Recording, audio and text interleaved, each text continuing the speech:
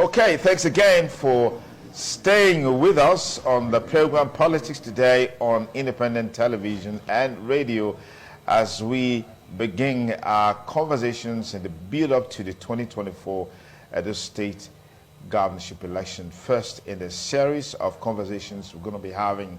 But today, we're looking at the challenge of a paradigm shift. Today, Nigeria's economy is in a parlous state. You recall that before the previous administration came to a close, the administration of President Muhammadu Buhari, Nigeria became the poverty capital of the world. And right now, things are not rosy with the economy, with the fuel price skyrocketing and the inflation at rooftop, prices of commodities, all-time high. In fact, in all the indices of development, you can just see where we are. So whoever has positioned himself or herself to take up a leadership position must bring something fresh to the table. I've got my friend now joining us, Reverend David Ogolo, Executive Director, African Network for Environment and Economic Justice, with specialty in economic transparency, accountability, anti-corruption. The list is ended. Reverend Ogolo, thank you for joining us on the program. Okay, so what to you, the challenges that we have are opportunities for us to change the narratives. What are your thoughts as relates to the quest for the next leadership change in 2024 as far as Edo State is concerned? Well, first I want to thank you and thank ITV. I really need to thank ITV for this opportunity, making it possible for issues, because take media away, it's difficult for you to tackle the challenge of dealing with democracy and dealing with the issue of how the people govern themselves. So in the journey to 2024, what are the issues that really will bother on the people? Is they have to be extremely careful and to be conscious not to allow the political elite to mislead them. It's easier to assume that when the political elite, because they have a control on the media, they have a control on using what we call the people's resources to compromise them, and because of the level of poverty in the land, it's difficult for people to be independent. When I mean poverty, you don't necessarily have, there are people who are very rich but they are poor, because when you are not able to know why you take your decision, because you take your decision on the basis of the patronage you receive, it becomes difficult for people to trust you. Now, what will be the real objective in who becomes the governor in 2024? It has nothing to do with where you come from. It has nothing to do with how you emerge through this elite. There are two people that are in the struggle to the journey for 2024. The elite and the poor. The elite are few, they are less than 1%. And they cut across the tribes and they cut across the regions. These elite that control Edo State politics, they cut across the political party. They are either from PDP, they are from APC, they are from ABGA, they are from Labour, they are cut across. They are friends, don't be deceived. When you hear they are in PDP or they are in APC, don't ever be deceived. They are the same. But the common people of Edo State, which I will say 99%, the very poor, who are supposed to be the principal to dictate who becomes governor, because of poverty and because of the situation they have placed with them, and because of lack of information, they are not able to use their power to decide who becomes in power. So what is our responsibility? On the basis of this, that's why I commend ITV for giving us the opportunity, because if it was resources, we won't have this platform to articulate some of these positions. So what will decide the factor? The factor is what has happened in Nigeria. No matter whatever you want to say in Nigeria today, we have now seen that money is not everything. We have now seen that the people's power can prevail and it can change the dynamics. And culture is a major responsibility for poverty. The way people think. You know, when the elite, they use religion, they are able to say that that man is a Muslim, that man is a Christian. They use that to create division. They use, oh, I am from Ovia Southwest, I am from Edo North, I am from Auchi, I am from this. the elite are deceitful. Don't ever be deceived. The criteria to be able to become governor, to govern Edo State well, must be a function of your history. History is very important. If you recall, Duke, when we were in Ekpoma those days, you never just rise up to become a student union government to represent the student. People will normally remind you that, what is your history? What's your pedigree? Where are you coming from? You can't just wake up and say you want to represent student. But today, for you to become a governor, for you to become a president, you have to be an apprentice to an existing governor. You have to be an apprentice to an existing senator for you. And you can see where it has landed us. And power has now become hereditary.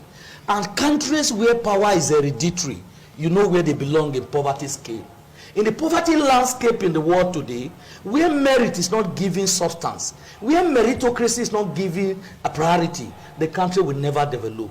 So if Edo State want to join states that will develop in the future, they should never allow the elite to deceive them. They should allow the people to decide, irrespective where they come from. Somebody will say that if my person comes from my region and becomes the governor of Edo State, and that will make amenities to flow to us. My brother, just look back again and let's reflect on history. Look how the amenities flows in the states and see and relate it to the individuals. Most cases, almost 80% of the resources go to private pocket of the elites. It doesn't go to infrastructure. But if you vote in somebody that is competently qualified, that has the mandate of the people, because that's one thing you must understand. If you get to the Sadebe Avenue on the basis of the elite, you must respond to the elite. When you don't respond to the elite, you will be brought down. But if you go to Osadebe on the basis of the power of the people, you will represent and reflect the people. And that's why we must communicate the language to the people and begin to mobilize and begin to raise the consciousness of the people to allow them know, don't be deceived by this elite. That it must come from north, it must come from south. I am not from Edo State, but I was raised up in Igobazua. I am not sure that somebody who is an Igobazua person is more Igobazua than I do. My contribution to Igobazua, I can't see an Igobazua person and tell me that he's more qualified to be an Igobazua person. Okay. And so it doesn't matter where you come from. Okay. It doesn't matter where you are coming from. Are you qualified? That's the question. The language that we must be communicating out, it must be based on meritocracy. All right, thank you very much. Bishop Osho Oshiobugie, I had Engineer Mike Osho, respond to the issue of the current economic realities, and Reverend Ogolo talked about the poverty landscape in the world where Nigeria is currently. What's your take on that as it relates to Edo 2024, particularly for those who are reasoning, are considering themselves, lining up themselves in position to take over in 2024? You see, before we started, I told you there was no hold up why I was coming, because of the cost of petroleum products. I was in EBS last Wednesday. And when they called me, I told the moderator, I don't think I can come because of cost of fuel. So she pleaded, I just have to manage and go. And if I cannot buy fuel, what do you think of the downtrodden?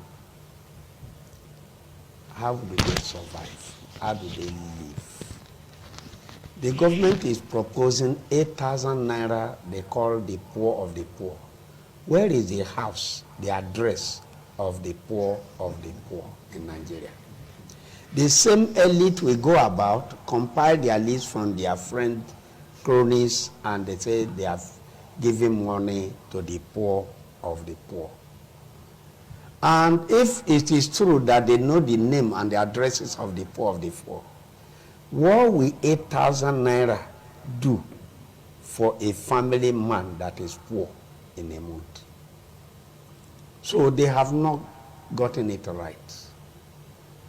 And for 2024, like I keep saying, let the political class go and have a self-examination. What is going to be the ideology? What is going to be our manifesto? What are we going to tell the people we are going to do differently if we become governor of Edo State?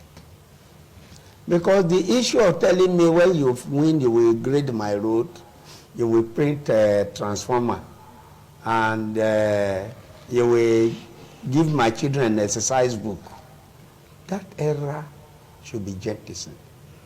It should be a thing of the past. Because today, we are looking at technology. We are looking at how the world is moving. And Nigeria should be moving along that same line. That today the whole federal rules in Nigeria is a death trap. All federal rules. All federal rules. And in the state too, it's even worse off. So they don't have plan. And let anybody aspiring to become governor in Edo State sit down now and begin to articulate what they know they can do differently that the people will need. Okay. Otherwise, nobody will vote for such persons. All right, we'll continue with our conversation. Engineer Mike, quickly talk to us about this seeming disparity between the party's manifesto and the individual's manifesto that is prevalent in our political space. That seems to be a challenge. Yes, of course, it would be is a challenge in the sense that I think most aspirants forget to do what they need to do, which is, first of all, go and look at your party manifesto. Because the individual is supposed to subscribe to his party's manifesto. If you get to power without understanding your party's manifesto, if the functionaries in that party are very firm on the application of the party's manifesto, the beginning of the crisis of governance has just been planted. So every aspirant, first of all, needs to go back and look at your party manifesto, understand the party manifesto, and also participate using the electricity of electioneering. Electioneering has a lot of energy with it. A good leader or an aspirant must understand how to tap into the energy of election. Use that energy to, first of all, strengthen the party. How do you strengthen the party? For you to aspire, like in Edo State, to be the governor of Edo State, you yourself must have that high intellectual power. You must be an encyclopedic embodiment of knowledge.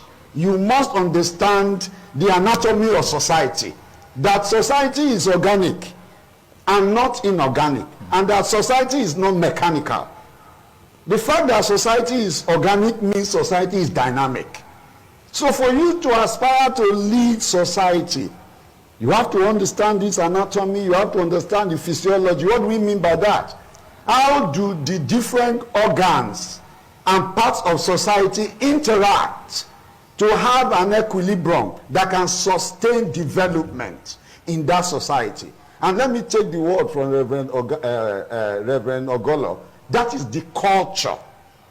The people's culture is very important. Okay. So for you to aspire to lead in any society, first of all, you must distinguish yourself with a history of having integrity. You must have antecedents that are verifiable. And then you understand the vision of your political party and assist that political party to conscientize the members of that political party on the vision of the political party in improving the lives of the people. Until then, you are not an aspirant. Let me proceed there and bring Reverend David Ogolo in here. I've heard people talk about the fact that considering the current economic realities, this is the worst time for anyone to aspire to lead aspire to go into any leadership position, especially at the executive level. What are your thoughts? As a matter of fact, this crisis is an opportunity. I have lived a life. Every crisis that comes before me is an opportunity. I don't see every countries around the world. I can assure you, after the war in Ukraine, just give Ukraine just 1 or 2 years, the place will be transformed. Look, Israel is faced with crisis, conflict, but Israel is the most developed country in the world around that region. So crisis, conflict provides opportunity. It makes you think well. It makes you look very well. You can see what wealth has cost Nigeria. Today, Nigeria classically is a reference as a resource cost country. In political economy, what they refer to resource cost is country where you have a blessing. Natural resources blessing. We have oil, we have gold, we have everything, but today look where we are. We are cost. Now we cannot even produce fuel. My mother, before he died, he goes to the farm, root cassava. She will process it into 3 products before selling it. Nigeria as a country, we will take crude oil here, we will take it to the US, sometimes take it to Senegal, and then refine it in Senegal and bring it back again. Are we cost? So when you elect leaders who lives on rent, I always say it, I've been saying it more than 15 years ago. There are people that are traditionally, they live on rent. When you elect people who live on rent, who have no history, that's the consequence. So my take is that as Edo moves to 2024, we must all build consensus around who do we want to be the governor of Edo State. Okay. We should not allow the individual, we should not allow these political parties, PDP, APC, Labour Party, no. All right, good morning. Credibility of good morning, caller. What's your name? Yes, good morning. What's your name? Where are you calling us from? This is USA on the line. Yes, USA, please go ahead. Yes, we can hear you loud and clear. Those gentlemen in the studio there. Thank you. My brother, there is one thing that every Nigerian is missing. 3 things are responsible for the destruction of our country. Number 1, we went to school not knowing that education is simply innovation. You need to drive human development. That is number 1. 2, we got our independence without understanding what they gave us. When you are independent, you have liberty to live your life the way you want. That is what we are doing. We are building company right from left to right. Number 3, democracy. I can tell you, my dear, we've not got to the meaning of democracy. I give you an example. If a child in primary school in Abroad could give just few cents to Obama. Hello? We can hear you. Go ahead, please. All right. If a child in primary school could give some sense to Obama, telling Obama that when you are there, make America great, you can imagine that. But in Nigeria, a typical politician will tell you, I'll go there and make my money, send my children to Canada, people pray I can be better than my neighbor. When you have a situation like this, how are you both getting the illusion we can ever move forward? Yes. When you understand democracy, you are talking of civilized political behavior. From that political civilized behavior, you will see the need to fix your country and make it great. You will not, in fact, you will be embarrassed. Sending crude oil abroad to be refined when we have our refineries. You will be thinking of how to convert natural resources in our environment to make this country great. All right, thank you, USA, for your contribution. 080 77770300. That's the studio number. Please dial it right now and be brief because others are waiting. Hello, caller. Good morning. What's your name and where are you calling? Good morning, Mr. Chief. This is Mr. Godfrey. I'm calling from Tradesfair. Okay, Mr. Godfrey, please go ahead. Yes, please. I just want to point out something. We have said a lot, and we have been talking. People have been hearing us. I think it's high time people like Ogolo and the rest of them to help us champion in cause. There are persons in the society that will be interested to see how to support so that we'll have a better and a clearer voice in the society. We can't keep on coming to the studio and just keep on talking because we have been talking. The effect seems not to be felt in the society. So we have recognized that intensity and that personality. If we could take a stance to say these are persons in the society we can trust, help us when we support you. Okay. a course in the direction in which particularly Edo State could go. Okay. We will do it. Thank you. Well, just to let you know that if we weren't talking, Exactly. just imagine how the country would have been. So we'll keep talking until that which we desire manifests, comes into reality. All right. And what we're doing is part of the engagement to conscientize the people, even the elites and the downtrodden or the poor or the masses, needs to see a better Nigeria that will be better for all of us. The elites, I can tell you, some of them are not happy because as the economy bites harder, they also get pressured one way or the other to meet the needs of other people. But we want a station wherein we can have individual aspiration. As an individual, you get a good job, you get a good pay, you can take care of yourself, take care of your family, and you will not bother anybody. Exactly. All right? So let's have our studio line on 08077770300. Your name and where you're calling from. Please be brief because others are waiting. Hello, caller. Good morning. What's your name? Hello, good morning. What's your name? My name is Mr. Benjamin. Okay, Mr. Ben, where are you calling us from? I'm calling from Benin here, from Upper Mission Side. Okay, please go ahead. I'm wondering, I don't know whether we are costing this country. No. Are these people really educated? Now, those days, there are many people, those days, farmers, they are the ones that created those rules. We see now. How come that what we have is not sent to another country before they do refine and we are buying it back again? Doesn't make any sense. I don't know what is going on in this country. Who must have done this to us? I don't know what is wrong. Now, 2024 this year, who is the next person? Who are we bringing out? Are we authors? And we are saying this one is thief, this one is thief. Who is the real thief? Who is stealing our money? Oh, look for the lesser thief. Anyway. We swallow money. Anyway, that's the much time we have on the program today. Thank you. I want to say big thanks to all our callers and all our viewers and listeners across the country and across the world for taking time to be part of the program Politics Today on independent television and radio. As we move towards 2024, Edo 2024, don't forget that the onus is on all of us to get the best out of the best that will take over the next mantle of leadership to lead Edo State in a path of peace, progress, and prosperity. That's what we all desire. I want to say big thanks to our panelists here.